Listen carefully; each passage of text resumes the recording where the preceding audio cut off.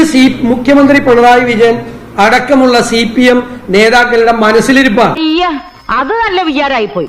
എന്നിട്ട് അവര് പറയാണ് അവരുടെ ഔദാര്യം കൈപ്പറ്റി ഷാപ്പാട് കഴിച്ചിട്ട് ഇവരുടെ വീട്ടിൽ നിന്ന് എടുത്തു കൊടുത്താണ്. ഈ അഹങ്കാരവും കൂർക്കമ്പലിയും ദൂരെ നിന്ന് നോക്കിയാൽ മനസ്സിലാവത്തില്ല, അടുത്തിടെ പഴകുമ്പോഴേ മനസ്സിലാവൂ. സംസ്ഥാനത്തിന്റെ ഖജനാവിൽ നിന്നാണ്, സംസ്ഥാനത്തെ എല്ലാ വിഭാഗങ്ങളും കൊടുക്കുന്ന നികുതി പണത്തിൽ നിന്നാണ് അവരെന്തെങ്കിലും ക്ഷേമ പരിപാടികൾ നടത്തുന്നത്.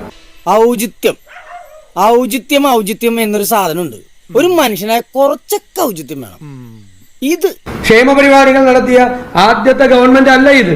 ക്ഷേമ പരിപാടികളെ അട്ടിമറിച്ച ഗവൺമെന്റ്. 100% ഞാൻ യോജിക്കുന്നു.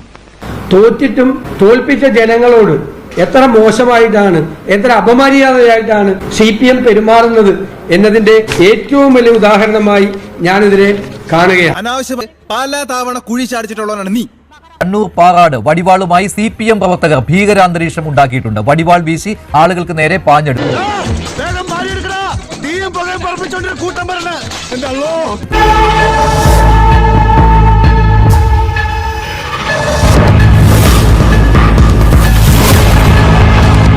കളിച്ചാലുണ്ടല്ലോ ഒന്നുകളെയും പറഞ്ഞേക്കാം.